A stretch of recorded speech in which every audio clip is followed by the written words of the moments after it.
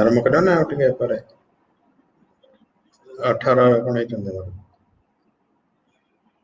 ଆଚ୍ଛା, ହଉ 23 ଜଣ ହଉ। Good afternoon to all of you.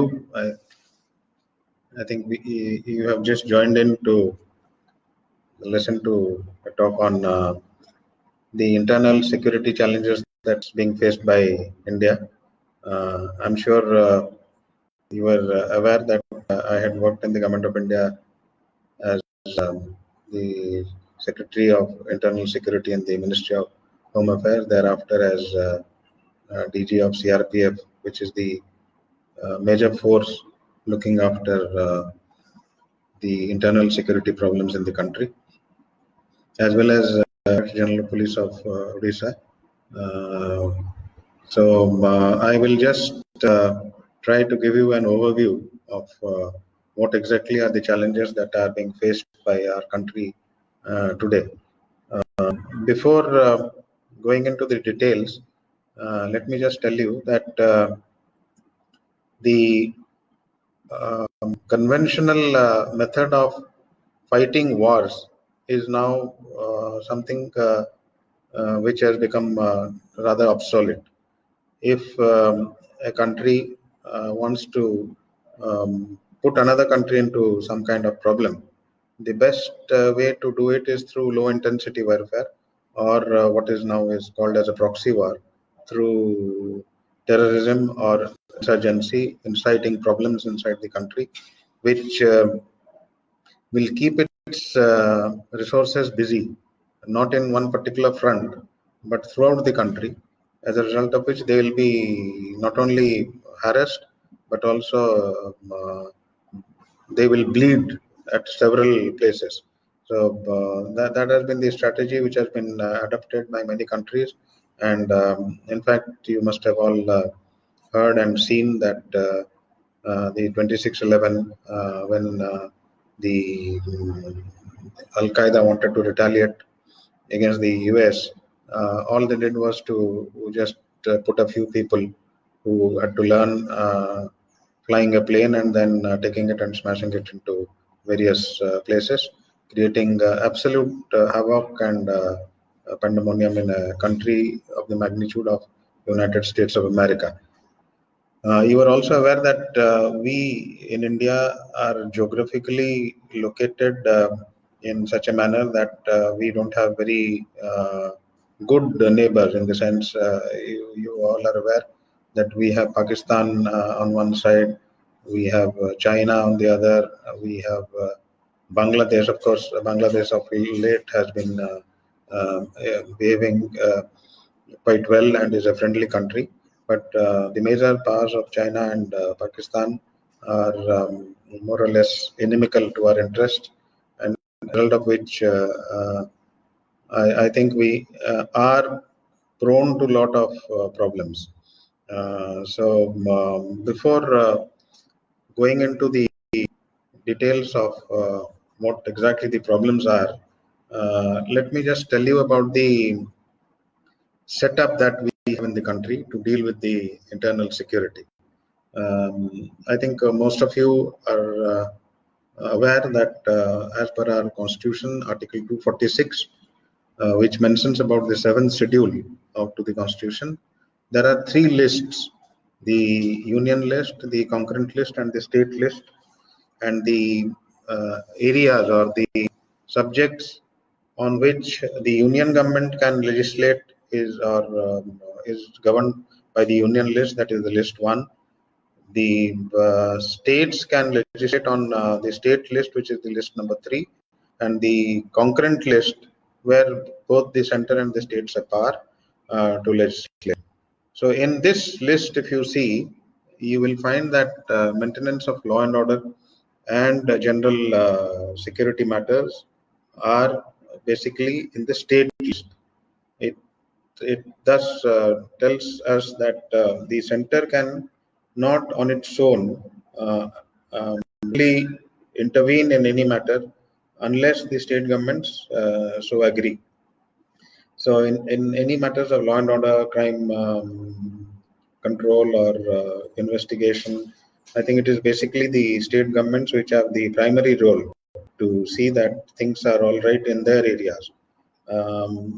But the central government or the center is always in a position to help the state government to maintain law and order or to come to their rescue whenever there is any emergent situation, only with the concurrence of the state government. But there is you must be aware that there are many organizations in the government of India, like the Intelligence Bureau is one, the RAW, which have the RAW, which looks after external intelligence. We have the NIA, which investigates into terrorist cases. We have the DRI, we have the PBI, we have the Enforcement Directorate, we have the NSG, which looks into or intervenes physically in case of any major terrorist attack. We have several paramilitary forces like the CRP, the BSF, the ITBP, the SSB, the CISF, and so on and so forth.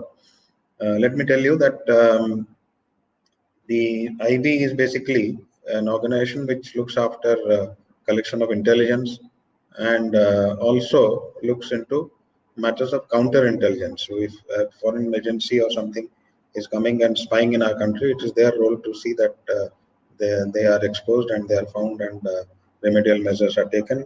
The RAW looks after external intelligence, collection of external intelligence, and operations of intelligence nature abroad. The NIA is a newly created organization which came after the Mumbai attack, and it's basically an organization which investigates terror cases. The uh, the thing about NIA is that it has been created with the concurrence of the state government, and as per the NIA Act, if an act of terror takes place in any part of the country, the NIA has the inherent powers to go and investigate through the orders of the central government without even the concurrence of the state government. So this is one aberration to the constitutional structure which I talked to you about earlier. So the NIA can investigate even without the concurrence of the state government, and it has been doing so in many cases. But as you are aware, when a major terrorist case happens, the state governments are only too eager to see that the best possible investigating agencies come and investigate. So there has been no real rift so far, but this is a case where the center has the option of going in directly and investigating. As far as the paramilitary forces are concerned, it is the CRP, which is the only force which is entrusted with the task of internal security, maintenance of internal security.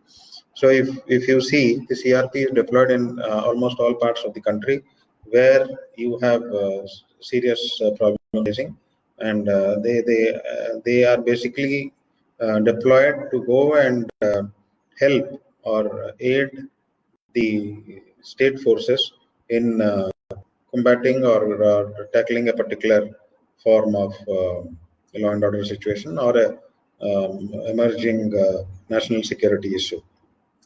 The BSF, the name implies, is a border security force. The SSB or the Sashastra Seema Bal, the ITBP, Indo-Tibetan Border Police. These three forces are basically border guarding forces. They guard the borders. The BSF guards the border with Pakistan and Bangladesh. The SSB guards the border with Nepal and Bhutan, whereas the ITBP guards the border with China.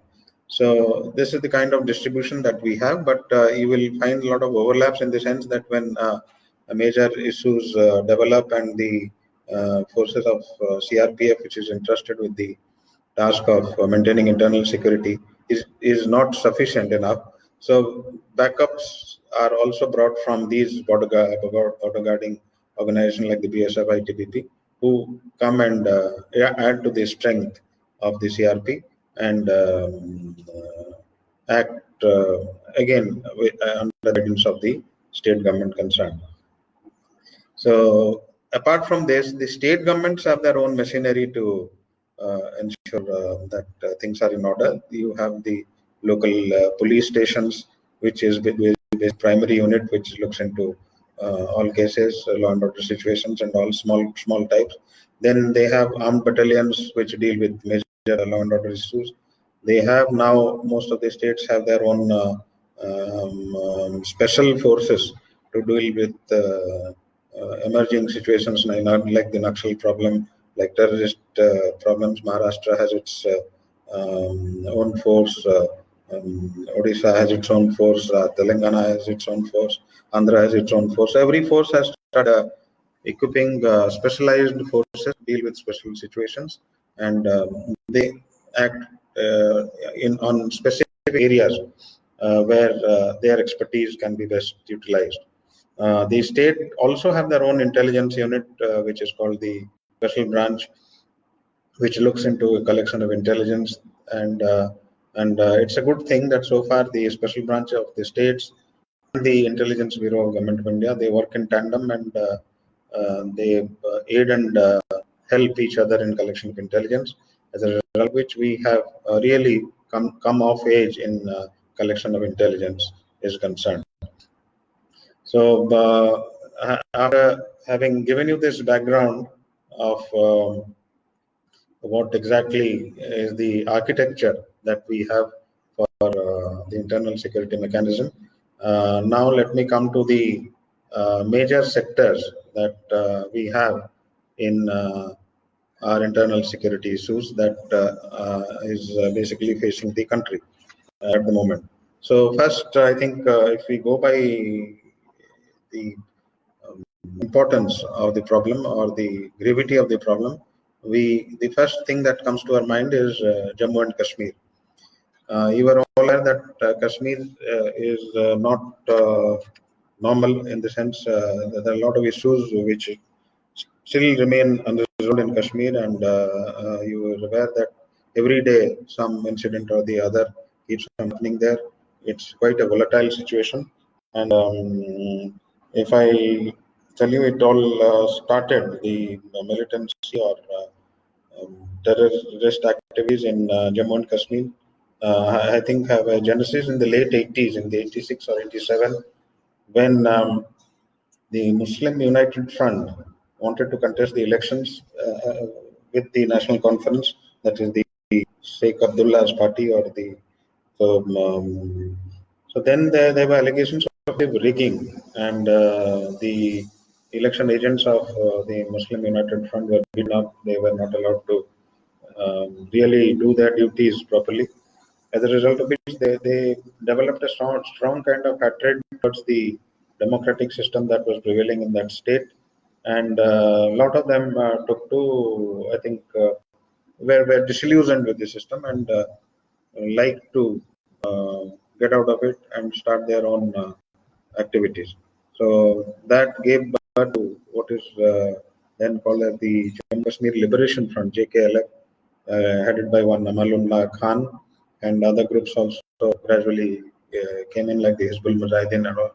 And from 89-90, I think militancy started raising its ugly head in Jammu and Kashmir, and has been continuing since then. It's almost more than 30 years now. So now we have in Kashmir various groups which are operating. We Harkatul Jihad al Islam, which is called Huji, which is I think it was headed by one Ilyas Kashmiri, who was basically operating also in Afghanistan and Pakistan. So he has fortunately been eliminated by a US drone attack in the year 2009. Then we have, all of you are aware of the Lashkar-e-Taiba, which is headed by Hafiz Saeed, the Jaish-e-Mohammed, which is headed by Maulana Azhar, the Hizbul Mujahideen, which is headed by Saeed Alauddin, the Al-Badr, which is headed by Arjim Bhai. The JKLF, of course, is now more or less defunct, but it was headed by Amalullah Khan. Now it's not it's since it's non-existent, but the main leader who is still alive and is active in the Hurriyat is Yasin Malik. Then you have the ISIL, Khorasan province.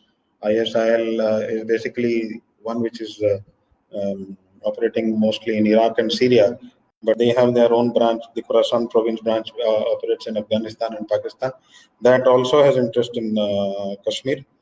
Then we have the ladies' wing of the militancy wing, which is called the Duktaran-e-Millat, which is headed by Andrabi, and which is, I think, mainly responsible for major cases of stone pelting and instigating women and children to come to the streets and create law and order situations. So the situation has been like this for a long time, and we have military imported from across the border.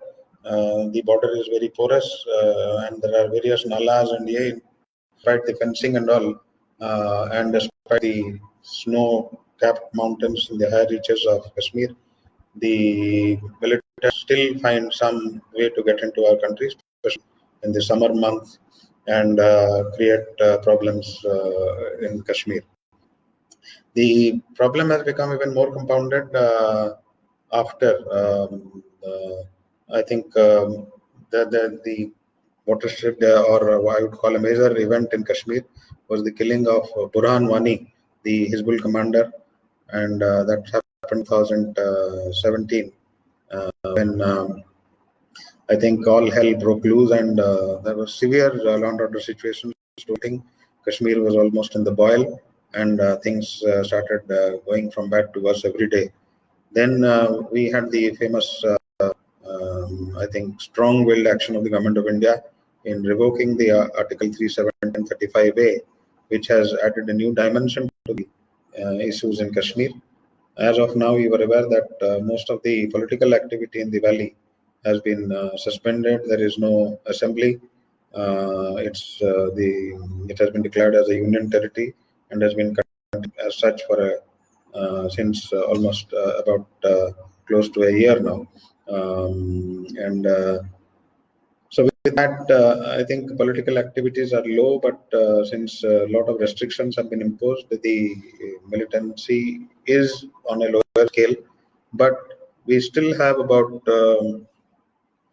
200, 450, around 450 local militants and about 150 Kashmiri militants working in Kashmir, which capable of creating all problems. Recently, you must have heard about what happened in Hindwara and Kupwara, where the army lost some officers and men who really fought and led from the front. Then in Kupwara, we had the incident where CRP lost about 3 men and got about 4 injured. So this kind of incidents take place today. In the news, there has been a new news item that the successor to Burhan Wani has been killed in Jammu and Kashmir. This again will have its own ramifications in law and order situations. So this is the kind of situation which has been going on. But Kashmir will continue to pose a serious problem to Indian internal security with prompting and help from the Pakistan and the ISI, which are very keen to see that the state doesn't come back to normal. The major worrying factors about Jammu and Kashmir are one is the rise of local militants. In fact, when it started in 1990, most of the militants who were locals were not hardcore. They were not that dangerous, and the numbers were very few. But of it, I think the militancy has been growing amongst the local youth to a large extent, and they have been taking to arms and creating problems. A serious issue because this was something which was not very yet very familiar with or very conducive to what is called as the Kashmiriyat, where people are generally friendly and peace loving. So then we have a strong radicalization in the valley. Kashmir, is basically follows what is called as the Sufi culture. It was basically a Sufi form of Islamism which was prevalent in this state, and they were more into music, dance, and all kind of very good life they used to lead, and not hardcore indoctrinated Muslim philosophy. But that again has started changing very drastically, and most of the mosques which had been preaching or the breeding ground for Sufi culture is now gradually turning into hardcore Muslim fundamentalist groups or the Salafi culture, where people are asked to be more adamant. They use of burqa, then no education for girl child, then all kind of restrictions, and a strong advocacy for jihad, is fighting. So this is again a very dangerous trend which has started happening in Kashmir. So the third most worrying factor for the security forces and all of us is the extensive or use of IEDs, or the improvised explosive device, which was fairly unknown to Kashmiris till about recent. But the introduction of these, you must have all heard of how a lot of people died in the Pulwama attack on a bus where IED by a suicide bomber killed almost 40 odd CRP troopers who were going in a convoy. So this is a matter of serious concern, and once you have large scale use of IEDs, I think movement of security forces would be hampered to a large extent, and the situation will be quite difficult. So this is another worrying factor which security forces have been looking into. So there are 4 5 issues which I wanted to highlight about Kashmir, which I think we will be seeing quite frequently now. Is would be regular Fidain attacks where a suicide person or a lone would come and attack a group of security personnel, and in the process get killed, but will inflict a lot of casualties in the security forces. Then there has been a severe problem in convoys after what happened in Pulwama. You were aware that most of the supplies, most of the manpower that comes into Kashmir, rotation of men is through Jammu, and then they come up the valley by crossing the Jawar tunnel through convoys. The convoy takes almost a full day from Jammu to reach Srinagar. So these movement of convoys now are becoming difficult because of this use of IEDs, the Fidain attacks. Then there have been many cases of grenade lobbing. People will come in a motorcycle or a car and lob a grenade at security forces deployed for law order duties and run away, inflicting casualties on them. Then you have what is called the stone pelting. Stone pelting is has become almost a fun in the valley, and a lot of security forces are attacked because of stone pelting. So this is again a matter of concern. Uh, and then there is another fear of basically subversion of the local police forces, snatching take away arms from them with the connivance of the police. So this is another issue which has to be looked into. So, having told you in some detail what is happening in Kashmir, let me tell you that this is the major problem, that internal security challenge that India is facing at the present. To tell you about the casualties, till date, I think we have paid heavily in Kashmir. Since the militancy started, I think we have lost about 5,462 security forces, which include army, police, and paramilitary forces. 22,000 militants have been killed, 3,000 have been captured, and 4,500 have surrendered.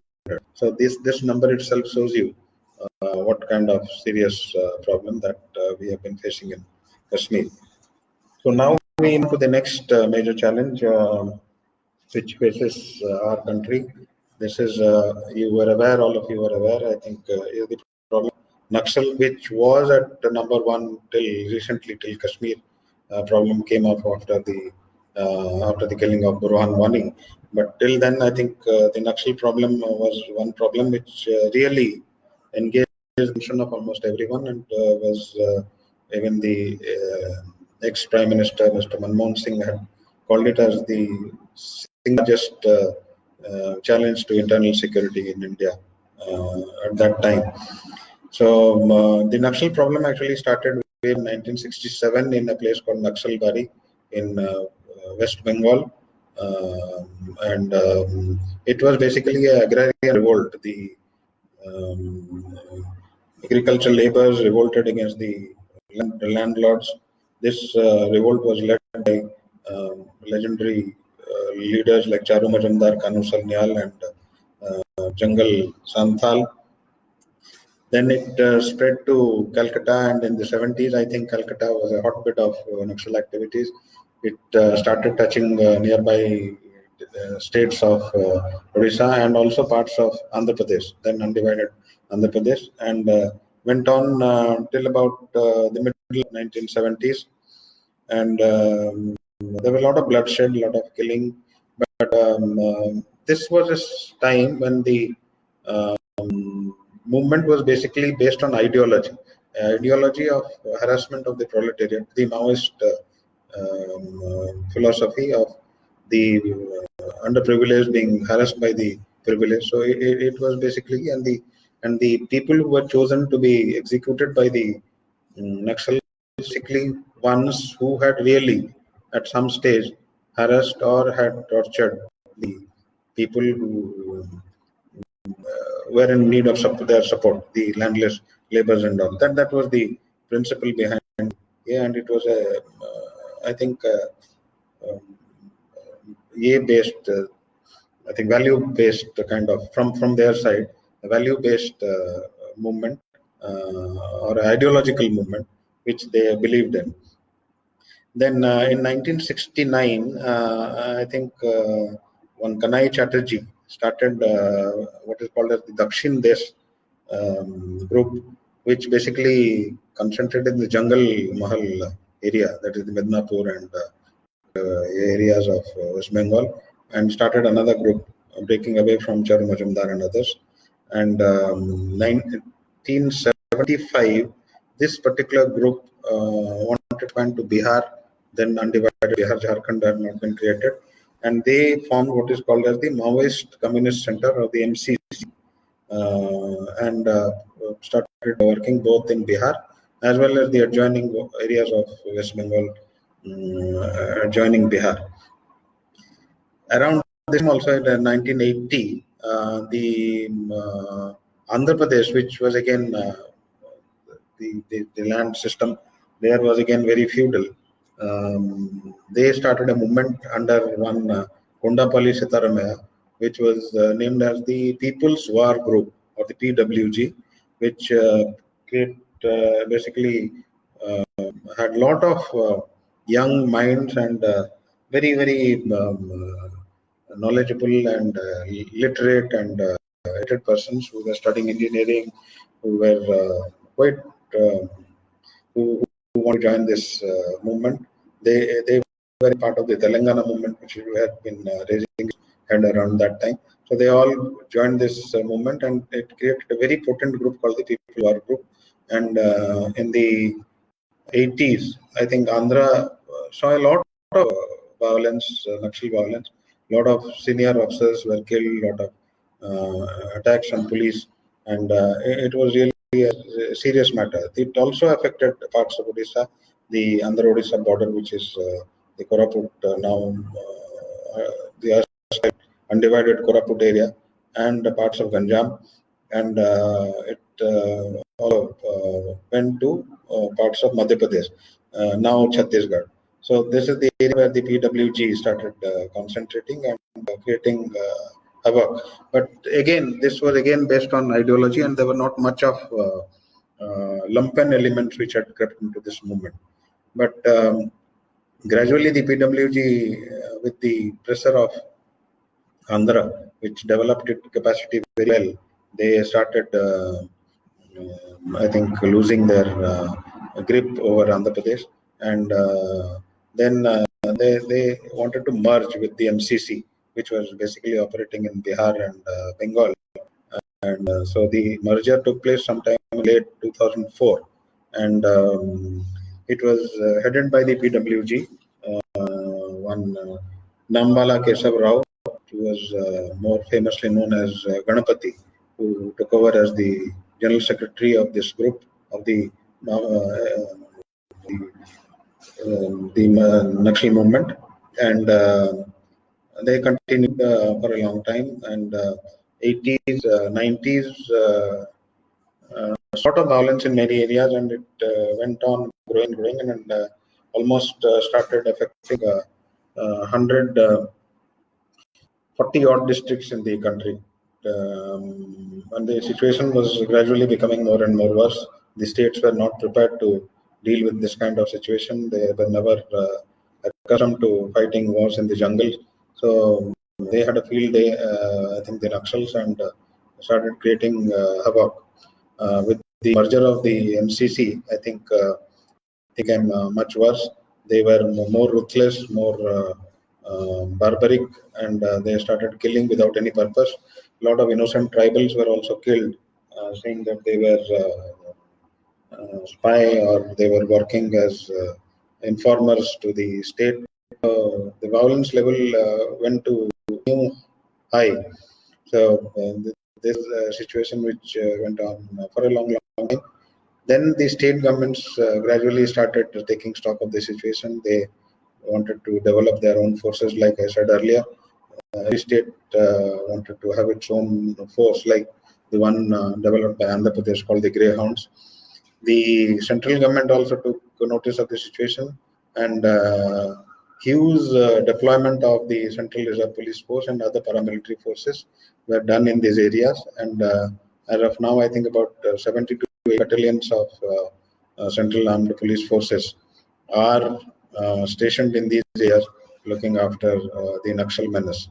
Naxal's greatest strength has been the use of EDs, the improvised explosive device, and most of the casualties that the security forces suffer is only because of extensive use of IED.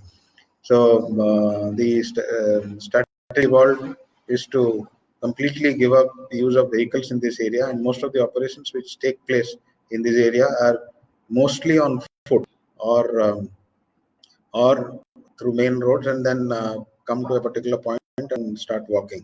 So these are long drawn operations which go on for about 3-4 days, and the forces have to remain in the jungle for 3-4 nights.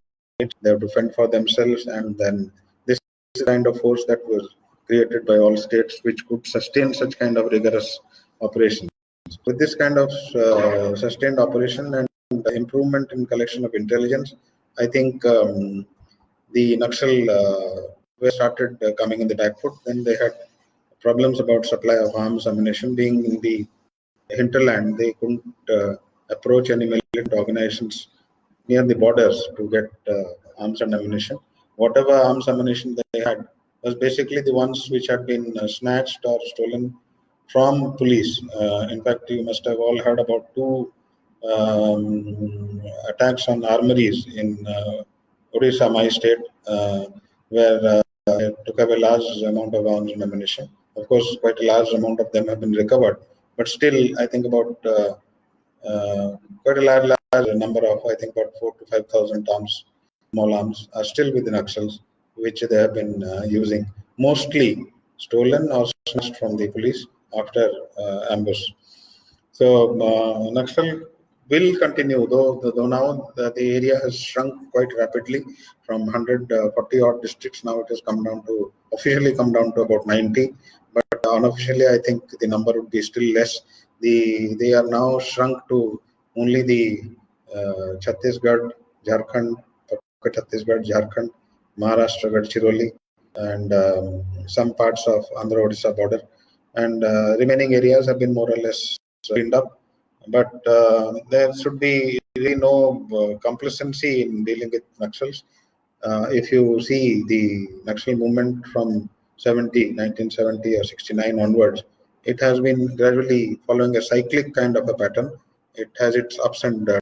So now it has reached a down, but if you are complacent, then these people would again uh, take things in their own hand, and there won't be any time lag when it again becomes a major security challenge for the country.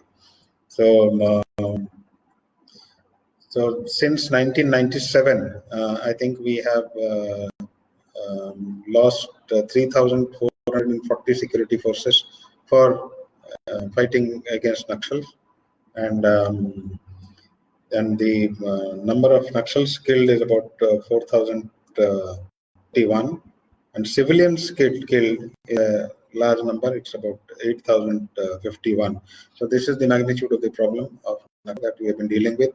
If in this case, if you see the number of Naxals killed and the police or the security forces killed is almost which till I think 2014, I think it was the security forces getting killed were much higher than the number of police killed. But then after 2004 things have really turned around, and now the security forces are having the upper hand, and the Naxal problem has more or less been under control. The next major challenge that we face in our country is the problem of which relates to the Northeast. You are all aware that the Northeast is an area which has been seeing insurgency for a very long time. Northeast, basically, we call the states as the Seven Sisters. They comprise of the states of Assam, Meghalaya, Tripura, Arunachal Pradesh, Mizoram, Manipur, and Nagaland. These all were carved out at stages from the state of Assam, and once they were made into states, then their own ethnic issues started taking the forefront. Each state basically has its own ethnic composition. The Manipuris have the Maitis, the Nagaland has the Nagas, when the Mizoram has the Mios. So these people wanted to have larger areas because the their population was not limited to the state carved out. So that created some issues, and various militant organizations started being formed in almost all these states, and to basically work towards either their own having their own land, own state, or breaking away from the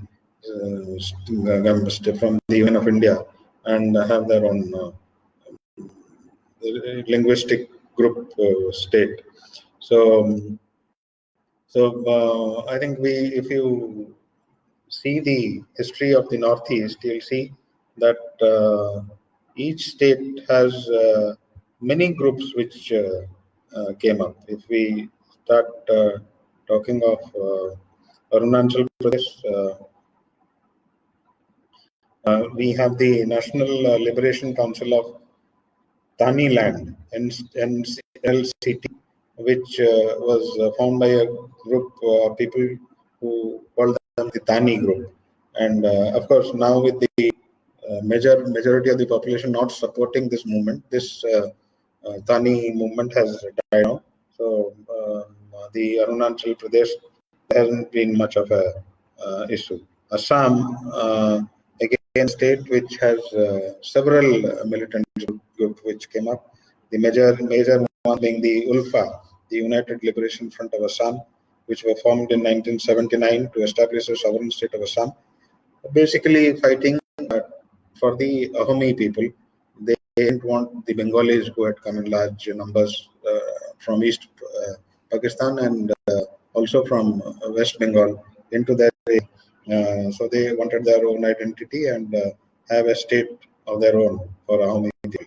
Then we have the Nationalist Democratic Front Bodoland, which was formed in 1989. Was mainly to have a separate state for the Bodos. Bodos are again a group of it's an ethnic group which remains in are found in parts of Assam. Then we have the Karbi Longri Sea Hill Liberation Front, which is a group operating from Karbi Anglong and Dima Hasao districts of Assam. This was formed in 2004, and this was basically for the rights of the Karbi tribe. Then we have the UPDS, United People's Democratic Solidarity, which was formed with the merger of two terrorists, the Karbi Anglong district and the Karbi National Voluntary, again for the Karbi people. Then we have the Dima Halam Daoga DHD, which was the which operated under Jewel Garlosa, and they were basically for the to create a Dimaraji nation for the Hasa people in Dimahasa. So each language or each ethnic group wanted their own state. Then we have the Kamtapur Liberation Nation to carve out a separate Kamta nation. So this is the kind of problem which Assam faced. Of course, these groups are now more or less dormant. Apart from that, we have now the All Assam Students Union, which again is a group which has taken to militancy in the sense that they object outsiders coming into Assam, especially Bengalis, the tribal. You are aware that Assam tea gardens and all had a lot of labor which migrated from tribal areas. So they have now become permanent residents of Assam. So with the tribes being there, I think the availability of jobs and all becoming restricted for the local Assamese people. So the All Assam Student Union has taken it on themselves to see that these people are kept out for this. Manipur again has a long history of militancy. We have the United National Liberation Front, which was the UNLF, which was founded in 24th November. The Manipur, the main problem is that they have what's called the Meitei population and a substantial Naga population also. So they basically have two groups, one fighting for the Nagas, the other fighting for the Meiteis. So this is one, and then they have the what is called as the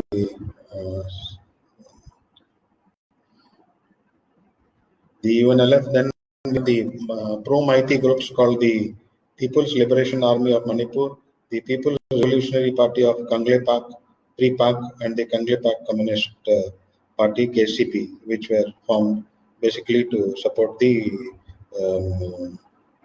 Meitei group. So we have Naga groups operating there and Meitei. Nagaland again, you are aware, is a state created only for the Nagas, but Nagas are a huge tribe and having large number of subsects, almost all the northeastern states, including and also in Burma. So their aspiration to have is a larger Nagaland, taking parts from everywhere, from Manipur, from Assam, from and Arunachal, and so this is one area. We have two major Naga groups, the NSCN, the National Socialist Council Nagaland. One is called the NNIM, which is headed by Isaac Muiwa. Isaac Muiwa, incidentally, is one who has his own, who belongs to Manipur but operates from Nagaland. Then we have the NSCN-K, or the Kapang group, which again wants a greater Nagaland. So now serious efforts are being made to have a Naga Accord. The present governor, who is the interlocutor also, Mr. Ravi, he is looking into, I think, getting a Naga Accord signed as early as possible. One preliminary accord had been made, but the major accord is still in the process of being made. Tripura had its own ethnic problem, the National Liberation Front of Tripura, which again created a lot of bloodshed in the past, but that problem has more or less been solved. So, as you see, most of the states have their own problems. Apart from that, I think the major problem now that we anticipate in, of course, since most of these groups have entered into some kind of standing with the government of India and the state governments, the level of militancy and insurgency is now low, but as you aware that any our enemy country like China and all can easily instigate these groups to restart again and create problems for us anytime. So the security forces have to be really on the alert and tab on all the developments that are taking in the front in all these groups which I mentioned in the northeast.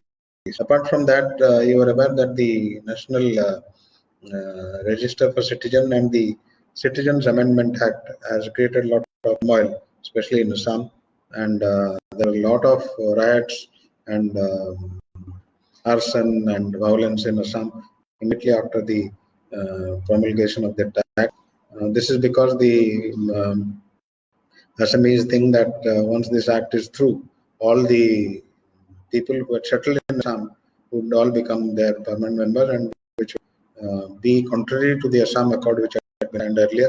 So they have been revolting against this. The all Assam Students Union activity are under watch because they would be directly affected by this. So even the ULFA, they can also reactivate their activities because of fallout of this. In Manipur, there has been anxiety over the Naga Accord because once the accord is signed and Manipur areas are given or some kind of concession to Nagas are given in that area, it would affect their state. So Manipur also is a state of unrest because of this impending problem. So these are the three major geographical areas India is facing the problem. One is Kashmir, the other is Naxal, which comprises of states of Chhattisgarh, Maharashtra, Madhya Pradesh, Jharkhand, Bihar, West Bengal, Odisha, mostly the hinterland and the northeast. So now we come to another interesting area of challenge for national security is the area of Islamic fundamentalist or jihadist group which have been operating in the state. You were aware that in the 2000 to 2000 almost 10, 10, 11, I think there were a lot of activities of these jihadist groups in India. And there were a series of bomb attacks in various places in India, Mumbai, Bangalore, Hyderabad, Pune, Chennai, then Delhi. These actually were so bad that bombs would be blasted in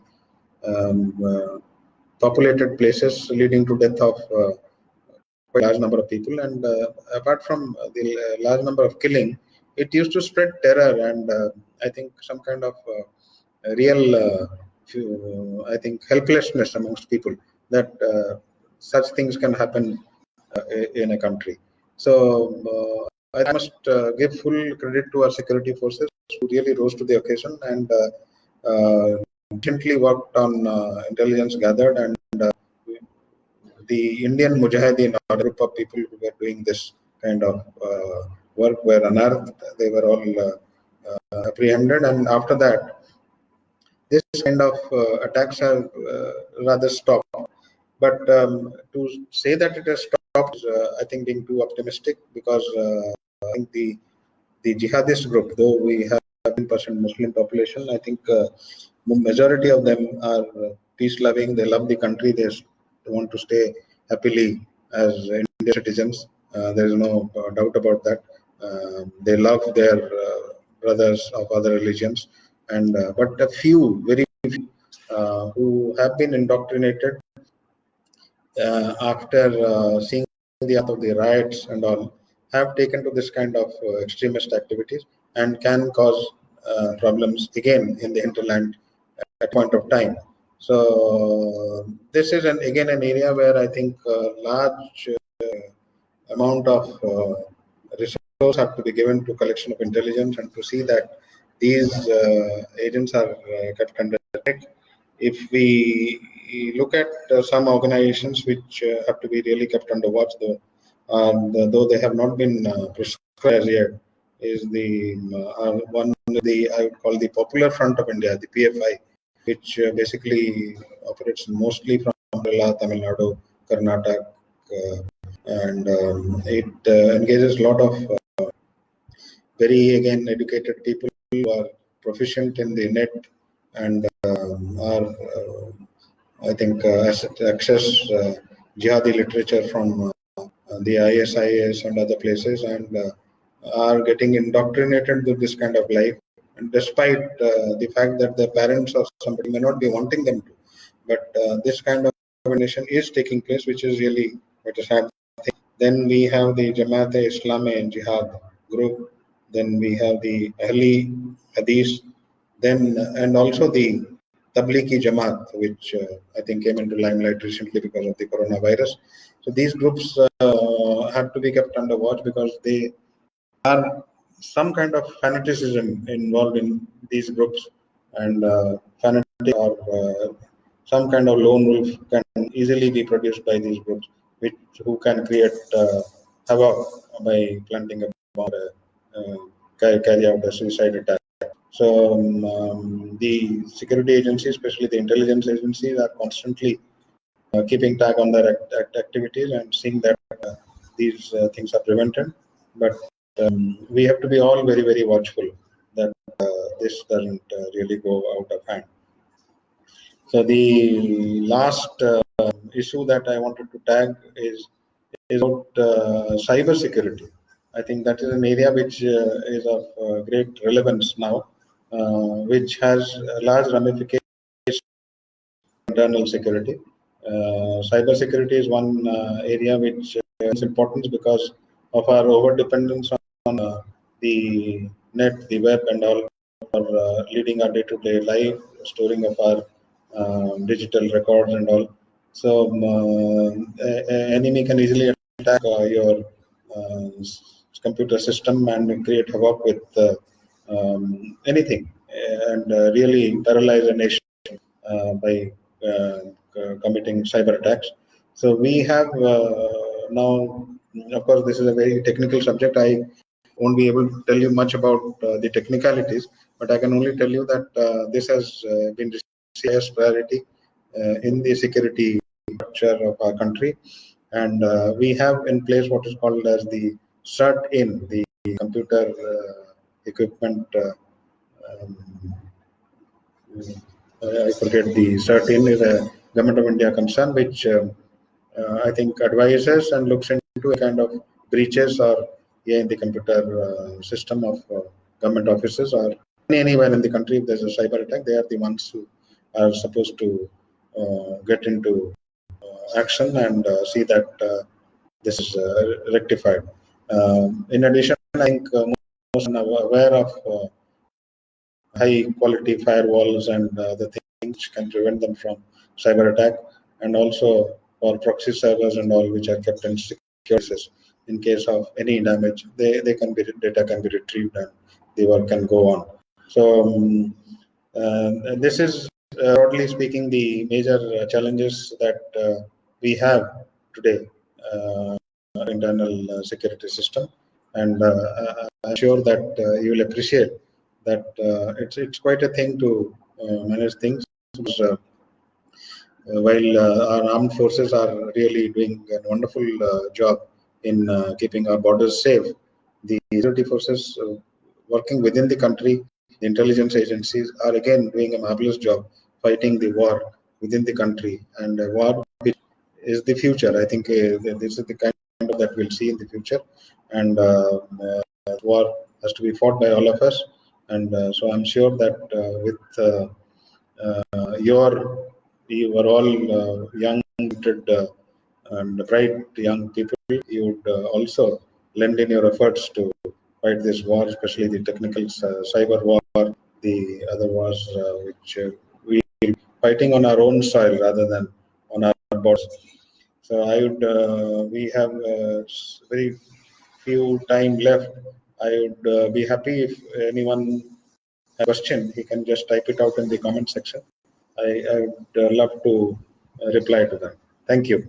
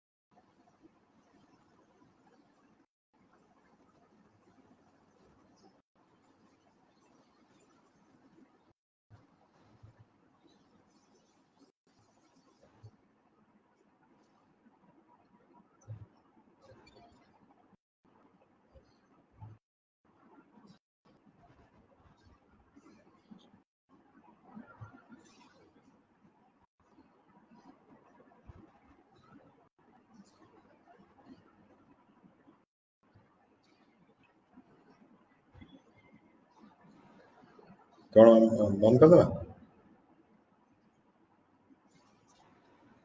फिर चलेगा अच्छा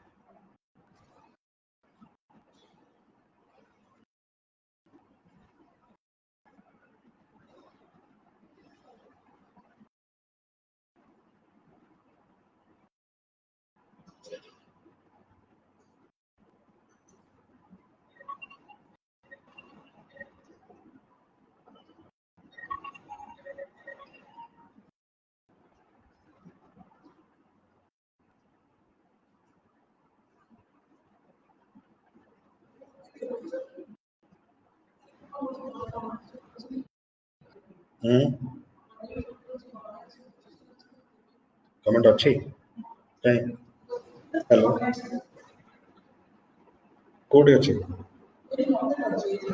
कहीं आश्रम तो कुछ अच्छा अच्छा अच्छा हाँ हाँ हाँ अच्छा very good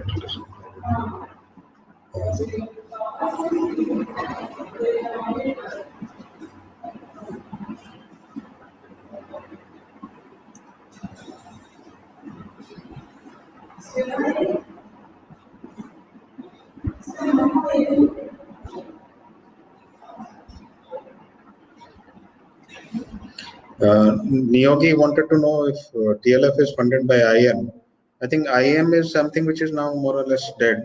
So the Tablighi, I think, have their own funding. They get, as you are aware, that they have large scale followers in abroad who must be funding them. So I'm not sure. I can't say for certain that the funding is from IM because IM is now almost a non-existent body.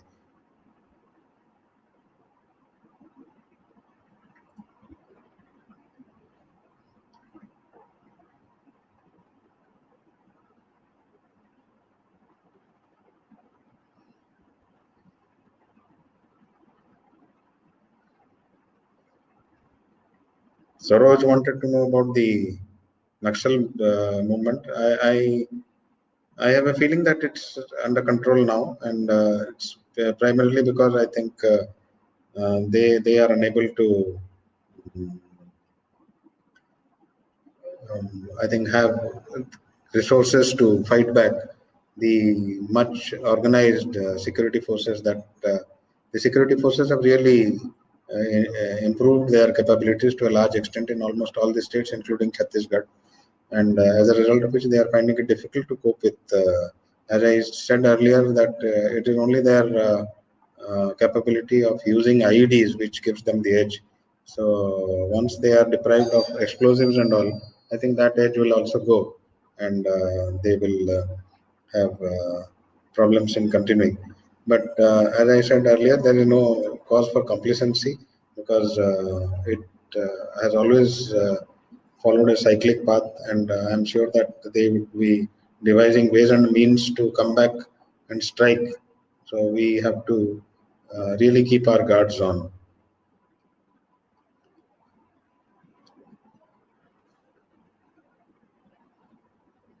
Mr. Chatterjee wanted to know whether formation of union territory in J&K will abate violence. I don't think so. As I said, that the level of militancy will remain the same. It won't change. Only thing is, maybe there will be better governance in the sense the earlier elected governments were not able to take up the developmental agendas that well.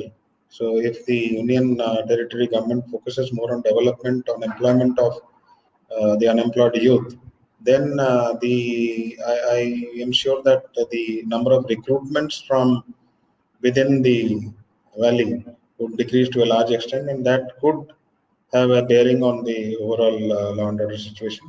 But otherwise, I think cross-border terrorism, which is happening, will happen, and unless Pakistan is really disciplined. Mr. Fukan, he wanted to know whether we should reclaim POK and Gilgit-Baltistan as soon as possible. I think every Indian wants that. I think I also want that. And technically, or actually legally, there is nothing called POK. It's all Kashmir belongs to India, and so it should come to us. That's all.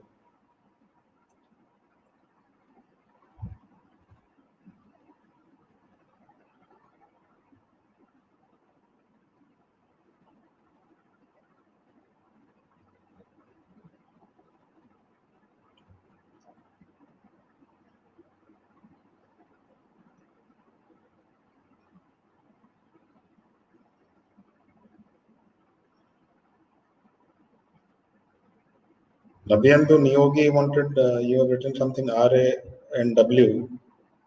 I think it's R and AW, Research and Analysis Wing, which is called, in layman term, we call it as the RAW. That is the agency which looks after our external intelligence.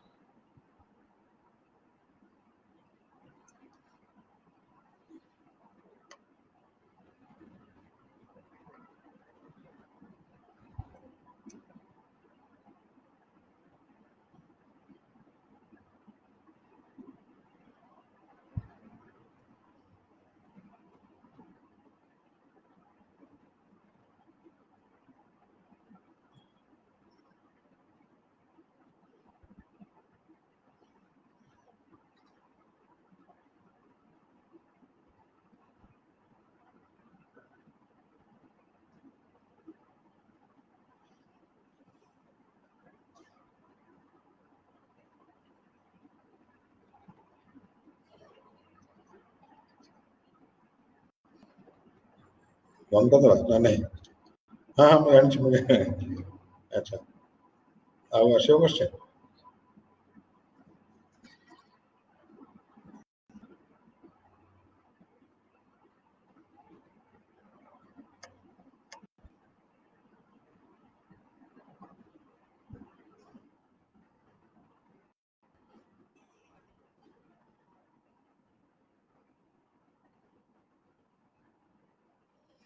Mr. Priyadarshi wanted to know about urban Naxal. I think I actually, it's good that you raised this question. I forgot to mention about it. Naxal actually is a ideology which I said they basically to fish in troubled waters. So wherever there is any problem, any kind of problem, Naxal would like to get in. So be it a problem relating to of land for industrial activity, be it urban problem like the Bhima Gaon issue in Maharashtra. So these people would like to get in there and gradually motivate people that this is something wrong which is happening, and then get activities on. So urban Naxal is, like you said, is a serious matter, and it can be dangerous to internal security. But only thing is, since they are basically they are urban areas, it would be easy for the security forces now with the greater intelligence capabilities to know about it much early, and so they really haven't taken off that well. And but this is something which we need to still look into.